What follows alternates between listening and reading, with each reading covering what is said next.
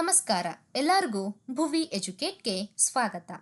ಈಗಾಗಲೇ ನಾವು ಲಾಸ್ಟ್ 2 ಕ್ಲಾಸಲ್ಲಿ ಗಾಂಧಿ ಯುಗದ ಬಗ್ಗೆ ನೋಡಿದ್ವಿ. ದಕ್ಷಿಣ ಆಫ್ರಿಕಾದಲ್ಲಿ ಗಾಂಧೀಜಿ ಮತ್ತು ಭಾರತದಲ್ಲಿ ಗಾಂಧೀಜಿಯವರು ಕೈಗೊಂಡಿರ್ತಕ್ಕಂತಹ ಕೆಲವು ಚಳುವಳಿಗಳನ್ನು ನೋಡಿದ್ವಿ. ಇವತ್ತಿನ ಕ್ಲಾಸಲ್ಲಿ ಅದರ ಮುಂದುವರೆದ ಭಾಗವನ್ನ ನೋಡ್ತಾ ಹೋಗೋಣ. ಆದರೆ ಅದಕ್ಕೂ ಮುನ್ನ ನೀವೇನು ನಮ್ಮ ಚಾನಲ್ನ ಸಬ್ಸ್ಕ್ರೈಬ್ ಮಾಡಿಲ್ಲ ಅಂದರೆ ಈ ಕೂಡಲೇ ನಮ್ಮ ಚಾನಲ್ನ ಸಬ್ಸ್ಕ್ರೈಬ್ ಮಾಡಿ ಮತ್ತು ಬೆಲ್ ಬಟನ್ನ ಕ್ಲಿಕ್ ಮಾಡಿ.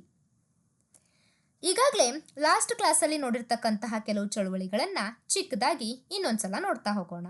ಮೊದಲನೆಯದು ಚಂಪಾರಣ್ಯ ಸತ್ಯಾಗ್ರಹ. ಚಂಪಾರಣ್ಯ ಸತ್ಯಾಗ್ರಹ ನಡೆದಿರ್ತಕ್ಕಂಥದ್ದು 1917ರಲ್ಲಿ. ಇದು ಬಿಹಾರ ರಾಜ್ಯದಲ್ಲಿ ನಡೆದಿರ್ತಕ್ಕಂಥದ್ದು. ಬಿಹಾರ ರಾಜ್ಯದಲ್ಲಿ ಬ್ರಿಟನ್ ಸರ್ಕಾರ ಏನು ಮಾಡುತ್ತಂದ್ರೆ ತೀನ್ ಕತಿಯ ನಿಯಮವನ್ನ ಜಾರಿ ಮಾಡಿರುತ್ತೆ. ಅಂದ್ರೆ ಭಾರತೀಯ ರೈತರು ಕಡ್ಡಾಯವಾಗಿ ನೀಲಿ ಬೆಳೆಯನ್ನ ಬೆಳಿಬೇಕು ಅನ್ನೋ ನಿಯಮ. ಇದನ್ನ ವಿರೋಧಿಸಿ ನಡೆದಿರ್ತಕ್ಕಂತಹ ಚಳುವಳಿಯೇ ಚಂಪಾರಣ್ಯ ಸತ್ಯಾಗ್ರಹ. ಇದು ಗಾಂಧೀಜಿಯವರ ಭಾರತದ ಮೊದಲ ಸತ್ಯಾಗ್ರಹ ಕೂಡ ಹೌದು. ಇನ್ನು ಎರಡನೆಯದು ಅಹಮದಾಬಾದ್ ಹತ್ತಿಗಿರಣಿ ಕಾರ್ಮಿಕರ ಸಮಸ್ಯೆ. ಇದು ನಡೆದಿರ್ತಕ್ಕಂಥದ್ದು 1918ರಲ್ಲಿ. ಇಲ್ಲಿ ಹತ್ತಿಗಿರಣಿಯಲ್ಲಿ ಕೆಲಸ ಮಾಡಿರ್ತಕ್ಕಂತಹ ಕಾರ್ಮಿಕರಿಗೆ ಬ್ರಿಟಿಷರ್ ಏನ್ ಮಾಡ್ತಿದ್ರು ಅಂದ್ರೆ ಹೆಚ್ಚುವರಿ ವೇತನವನ್ನ ನೀಡ್ತಾ ಇರಲಿಲ್ಲ. ಅಷ್ಟೇ ಅಲ್ಲದೆ ಪ್ಲೇಗ್ ರೋಗ ಪೀಡಿತರಿಗೆ ಮಾಸಾಸನವನ್ನ ಸ್ಥಗಿತ ಮಾಡಿರ್ತಾರೆ. ಅದರ ವಿರುದ್ಧ ಚಳುವಳಿ ನಡೆಯುತ್ತೆ. ಇಲ್ಲಿ ಗಾಂಧೀಜಿಯವರು ಉಪವಾಸ ಸತ್ಯಾಗ್ರಹವನ್ನ ಕೈಗೊಳ್ತಾರೆ. ಇದು ಗಾಂಧೀಜಿಯವರ ಮೊದಲ ಉಪವಾಸ ಸತ್ಯಾಗ್ರಹ. ಇನ್ನು ಮೂರನೆಯದು ಖೇಡಾ ಸತ್ಯಾಗ್ರಹ. ಖೇಡಾ ಸತ್ಯಾಗ್ರಹ ನಡೆದಿರ್ತಕ್ಕಂಥದ್ದು 1918ರಲ್ಲಿ. ಇದು ಗುಜರಾತ್ನ ಖೇಡಾ ಜಿಲ್ಲೆಯ ಪಾಟಿದಾರ್ ಎಂಬ ಸ್ಥಳದ ನಾದಿಯಂ ಎಂಬ ಆಶ್ರಮದಲ್ಲಿ ನಡೆದಿರ್ತಕ್ಕಂಥದ್ದು. ಆ ಆಶ್ರಮದಲ್ಲಿರ್ತಕ್ಕಂತಹ ಜನರಿಗೆ ಪ್ಲೇಗ್ ರೋಗ ಬರುತ್ತೆ. ಪ್ಲೇಗ್ ರೋಗ ಬಂದ್ಬಿಟ್ಟು ಬರಗಾಲ ಆವರಿಸುತ್ತೆ.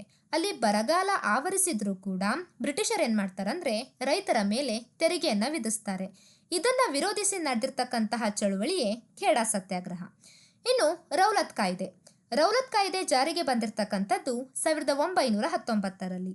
ಇದನ್ನ ಬ್ರಿಟಿಷ್ ಅಧಿಕಾರಿಯಾಗಿರ್ತಕ್ಕಂತಹ ಸಿಡ್ನಿ ರೌಲತ್ ಜಾರಿಗೆ ತರ್ತಾನೆ. ಕಾರಣ ಭಾರತದ ಸ್ವತಂತ್ರ ಚಳುವಳಿಗಳನ್ನ ಹತ್ತಿಕ್ತಕ್ಕಂಥದ್ದು, ಅಷ್ಟೇ ಅಲ್ಲದೆ ಕ್ರಾಂತಿಕಾರಕ ಚಟುವಟಿಕೆಗಳನ್ನ ಹತ್ತಿಕ್ತಕ್ಕಂಥದ್ದು. ಇನ್ನು ಭಾರತೀಯರು ಜಾಸ್ತಿ ಜನ ಗುಂಪು ಸೇರಿ ಮಾತನಾಡುವಂತಿಲ್ಲ. ಹಾಗೇನಾದ್ರೂ ಅವರು ಮಾತನಾಡಿದ್ರೆ ಅವರನ್ನ ಬಂಧನಕ್ಕೊಳಪಡಿಸ್ತಾ ಇದ್ರು.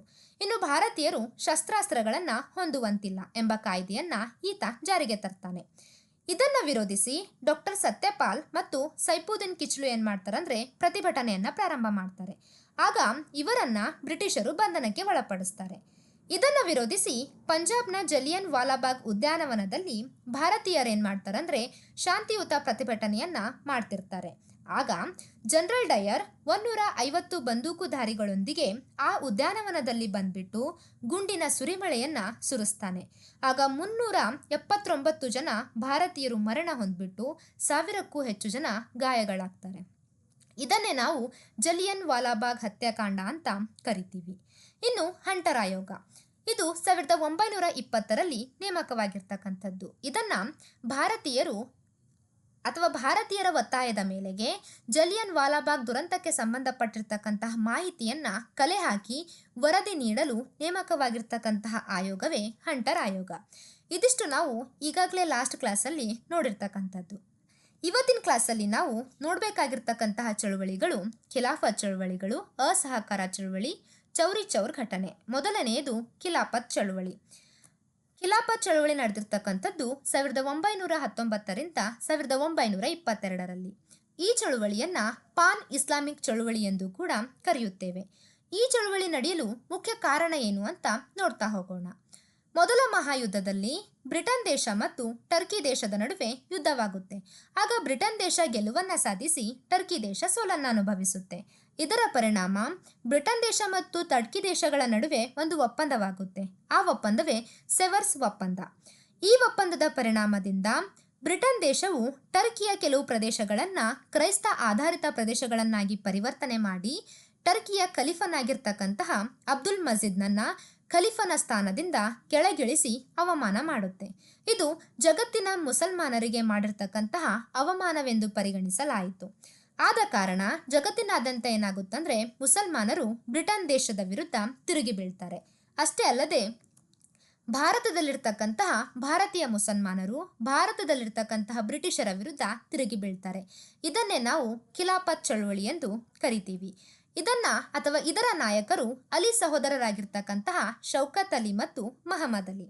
ಇವರಿಬ್ರು ಏನ್ ಮಾಡ್ತಾರಂದ್ರೆ 1919ರಲ್ಲಿ ಅಕ್ಟೋಬರ್ 19ರಂದು ಅಖಿಲ ಭಾರತ ಖಿಲಾಫತ್ ಪಕ್ಷ ಸ್ಥಾಪನೆ ಮಾಡಿ ಬ್ರಿಟಿಷರ ವಿರುದ್ಧ ಹೋರಾಟಕ್ಕೆ ಸಿದ್ಧರಾಗ್ತಾರೆ.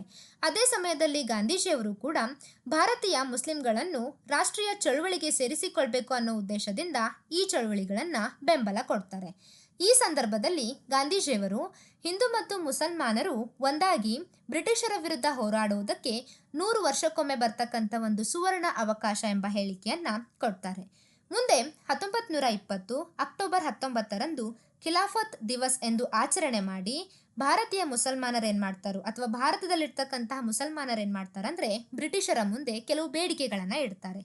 ಆ ಯಾವ ಬೇಡಿಕೆಗಳನ್ನ ಇಡ್ತಾರಂದ್ರೆ ಅಬ್ದುಲ್ ಮಜೀದ್ನನ್ನ ಖಲೀಫನ ಸ್ಥಾನಕ್ಕೆ ಮರಳಿ ತರ್ತಕ್ಕಂಥದ್ದು, ಟರ್ಕಿಯ ಕೆಲ ಪ್ರದೇಶಗಳನ್ನ ಇಸ್ಲಾಂ ಪ್ರದೇಶಗಳಾಗಿ ಯಥಾಸ್ಥಿತಿಗೆ ಕಾಪಾಡ್ಕೊಂಡು ಹೋಗ್ತಕ್ಕಂಥದ್ದು, ಸೆವರ್ಸ್ ಒಪ್ಪಂದ ರದ್ದಾಗಬೇಕು, ಹಿಂದೂ ಮತ್ತು ಮುಸಲ್ಮಾನರ ನಡುವೆ ಬ್ರಿಟನ್ ಸರ್ಕಾರ ಹಸ್ತಕ್ಷೇಪ ಮಾಡದಿರ್ತಕ್ಕಂಥದ್ದು, ಬ್ರಿಟನ್ ಸರ್ಕಾರ ಭಾರತೀಯ ಮುಸಲ್ಮಾನರ ಬೇಡಿಕೆಗಳನ್ನ ಈಡೇರಿಸಬೇಕು. ಈ ಎಲ್ಲಾ ಬೇಡಿಕೆಗಳನ್ನ ಬ್ರಿಟನ್ ಸರ್ಕಾರದ ಮುಂದೆ ಇಡಲಾಗುತ್ತೆ. ಅಷ್ಟೇ ಅಲ್ಲದೆ ಈ ಖಿಲಾಫತ್ ಚಳವಳಿಯ ಆಧಾರದ ಮೇಲೆ ಅಥವಾ ಈ ಖಿಲಾಫತ್ ಚಳವಳಿಯ ಮೂಲಕ ಭಾರತದಲ್ಲಿ ಕೆಲವು ಕಾರ್ಯಕ್ರಮಗಳನ್ನು ಕೈಗೊಳ್ತಾರೆ. ಏನಕ್ಕಂದ್ರೆ ಹಿಂದೂಗಳು ಮತ್ತು ಮುಸಲ್ಮಾನರು ಒಂದೇ, ನಾವು ಬೇರೆ ಬೇರೆ ಅಲ್ಲ ಅಂತ ಬ್ರಿಟಿಷರಿಗೆ ತೋರಿಸ್ಬೇಕು ಅನ್ನೋ ಉದ್ದೇಶದಿಂದ ಕೆಲವು ಕಾರ್ಯಕ್ರಮಗಳನ್ನು ಕೈಗೊಳ್ಳಲಾಗುತ್ತದೆ. ಹಿಂದೂ ಮತ್ತು ಮುಸಲ್ಮಾನರ ಪ್ರದರ್ಶನಕ್ಕಾಗಿ ಖಿಲಾಫತ್ ಚಳವಳಿಯ ಚಳವಳಿಗಾರರು ಏನ್ ಮಾಡ್ತಾರಂದ್ರೆ ಹಿಂದೂ ಮತ್ತು ಇಸ್ಲಾಂ ಧರ್ಮದ ತತ್ವ ಸಿದ್ಧಾಂತಗಳನ್ನ ಪರಸ್ಪರ ಅಳವಡಿಸಿಕೊಂಡು ಹಿಂದೂ ಧರ್ಮದ ಪ್ರಮುಖರಾಗಿರ್ತಕ್ಕಂತಹ ಸ್ವಾಮಿ ಶ್ರದ್ಧಾನಂದರನ್ನ ಮಸೀದಿಯೊಂದಕ್ಕೆ ಕರೆಸಿ ಶ್ಲೋಕಗಳನ್ನ ಹೇಳಲು ಅವಕಾಶ ಮಾಡಿಕೊಡ್ತಾರೆ. ಅಷ್ಟೇ ಅಲ್ಲದೆ ಸಿಖ್ ಧರ್ಮೀಯರು ತಮ್ಮ ಧಾರ್ಮಿಕ ಕೇಂದ್ರವಾಗಿರ್ತಕ್ಕಂತಹ ಸ್ವರ್ಣ ಮಂದಿರದ ಕೀಲಿ ಕೈಯನ್ನ ಇಸ್ಲಾಂಗಳಾಗಿರ್ತಕ್ಕಂತಹ ಶೌಕತ್ ಅಲಿಯ ವಶಕ್ಕೆ ನೀಡಿ ಧಾರ್ಮಿಕ ಸಹಿಷ್ಣುತೆಯನ್ನ ಮೆರೀತಾರೆ. ಇದು ಭಾರತದಲ್ಲಿ ಇಸ್ಲಾಂ ಸಿಖ್ ಧರ್ಮದ ಸರ್ವಧರ್ಮದ ಪರಿಕಲ್ಪನೆಯನ್ನ ಬ್ರಿಟಿಷರೇ ಮುಂದಿಟ್ಟಂಗಾಯಿತು.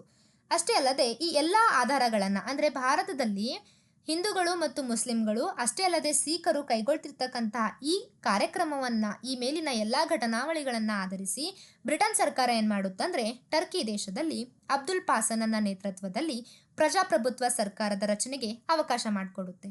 ಇದರ ಪರಿಣಾಮವಾಗಿ ಖಿಲಾಫತ್ ಚಳವಳಿ 1922ರಲ್ಲಿ ಸ್ಥಗಿತಗೊಳ್ಳುತ್ತೆ. ಆದರೆ ಈ ಖಿಲಾಫತ್ ಚಳವಳಿಯನ್ನ ವಿರೋಧಿಸಿರ್ತಕ್ಕಂತಹ ನಾಯಕ ಮಹಮ್ಮದ್ ಅಲಿ ಜಿನ್ನಾ. ಇದಿಷ್ಟು ನಾವು ಖಿಲಾಫತ್ ಚಳವಳಿ ಬಗ್ಗೆ ನೋಡಿದ್ವಿ. ಇನ್ನು ಅಸಹಕಾರ ಚಳವಳಿ. ಈ ಅಸಹಕಾರ ಚಳವಳಿ ನಡೆದಿರ್ತಕ್ಕಂಥದ್ದು 1920ರಿಂದ 1922ರಲ್ಲಿ. ಈ ಅಸಹಕಾರ ಚಳವಳಿ 1920ರಲ್ಲಿ ಗಾಂಧೀಜಿ ನೇತೃತ್ವದಲ್ಲಿ ಪ್ರಾರಂಭವಾಗುತ್ತೆ. ಭಾರತದ ಸ್ವತಂತ್ರ ಹೋರಾಟದಲ್ಲಿ ಈ ಅಸಹಕಾರ ಚಳವಳಿ ಒಂದು ಮಹತ್ವದ ಹಂತವಾಯಿತು. ಮಹಾತ್ಮ ಗಾಂಧೀಜಿಯವರು ಖಿಲಾಫತ್ ಚಳವಳಿ ಮತ್ತು ಜಲಿಯನ್ ವಾಲಾಬಾಗ್ ಹತ್ಯಾಕಾಂಡದ ಹಿನ್ನೆಲೆಯಲ್ಲಿ ಈ ಅಸಹಕಾರ ಚಳವಳಿಯನ್ನ ಪ್ರಾರಂಭ ಮಾಡ್ತಾರೆ. ಇನ್ನು ಕರ್ನಾಟಕದಲ್ಲಿ ಕೂಡ ಈ ಚಳವಳಿ ರಾಷ್ಟ್ರೀಯ ಜಾಗೃತಿ ಮೂಡಿಸುವಲ್ಲಿ, ಜನರನ್ನು ಅಹಿಂಸಾ ಮಾರ್ಗದ ಹೋರಾಟಕ್ಕೆ ಒಗ್ಗೂಡಿಸುವಲ್ಲಿ ಪ್ರಮುಖ ಪಾತ್ರವನ್ನು ವಹಿಸುತ್ತೆ. ಅಷ್ಟೇ ಅಲ್ಲದೆ ಮೈಸೂರು ರಾಜ್ಯ ಹಾಗೂ ಹಳೆ ಬಾಂಬೆ ಪ್ರೆಸಿಡೆನ್ಸಿಗೆ ಸೇರಿರ್ತಕ್ಕಂತಹ ಬೆಳಗಾವಿ, ಧಾರವಾಡ, ಬಳ್ಳಾರಿ, ಗುಲ್ಬರ್ಗಾ ಮೊದಲಾದ ಪ್ರದೇಶಗಳಲ್ಲಿ ಅಸಹಕಾರ ಚಳವಳಿಯ ಪ್ರತಿಧ್ವನಿ ಕೇಳಿಸುತ್ತೆ. ಇನ್ನು ಭಾರತದಲ್ಲಿರ್ತಕ್ಕಂತಹ ಅನೇಕ ವಕೀಲರು ನ್ಯಾಯಾಲಯಗಳನ್ನು ಬಹಿಷ್ಕರಿಸ್ತಾರೆ. ವಿದ್ಯಾರ್ಥಿಗಳು ಸರ್ಕಾರಿ ವಿದ್ಯಾಸಂಸ್ಥೆಗಳನ್ನು ತೊರೆದು ರಾಷ್ಟ್ರೀಯ ಶಾಲೆಗಳ ಸ್ಥಾಪನೆಗೆ ಕೈಜೋಡಿಸ್ತಾರೆ.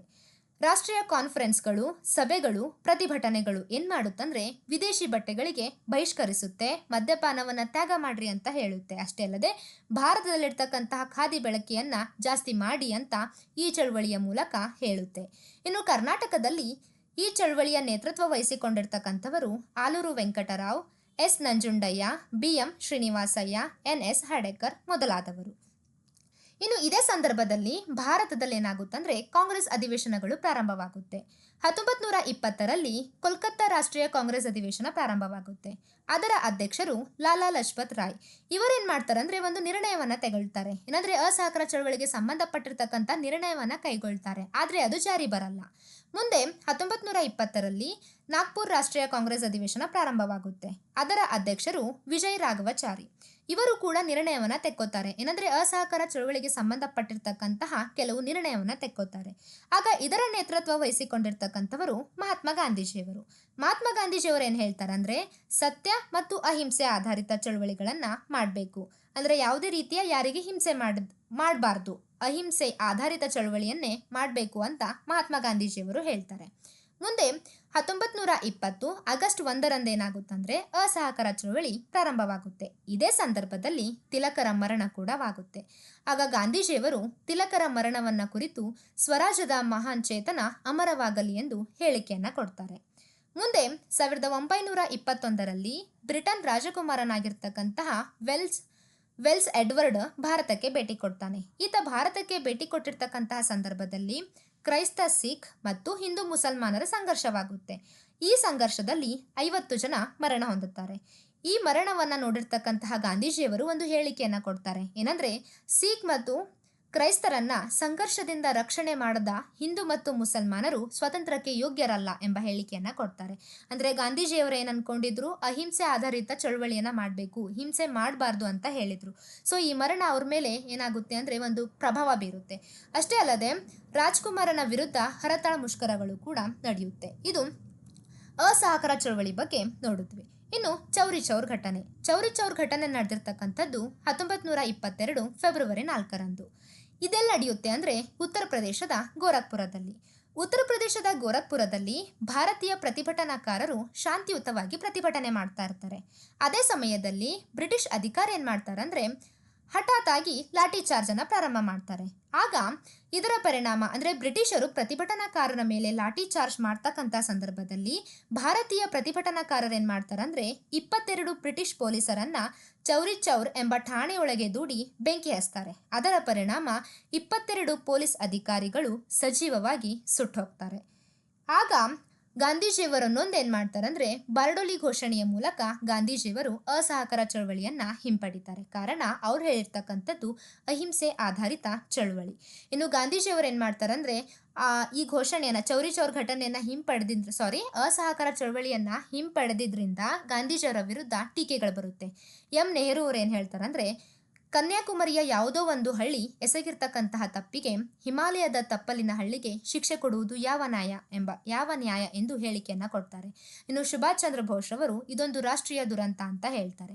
ಮುಂದೆ ಗಾಂಧೀಜಿಯವರನ್ನ 1922 ಜುಲೈ ತಿಂಗಳಲ್ಲಿ ಸಬರಮತಿಯಲ್ಲಿ 6 ವರ್ಷಗಳ ಕಾಲ ಬಂಧನದಲ್ಲಿಡಲಾಗುತ್ತೆ. ಇದು ಚೌರಿ ಚೌರ್ ಘಟನೆ ಬಗ್ಗೆ ನೋಡಿದ್ವಿ. ಈ ಕ್ಲಾಸ್ ನಿಮಗೆ ಇಷ್ಟ ಆಗಿದ್ರೆ ಲೈಕ್ ಮಾಡಿ, ಶೇರ್ ಮಾಡಿ ಮತ್ತು ಸಬ್ಸ್ಕ್ರೈಬ್ ಮಾಡಿ. Thank you.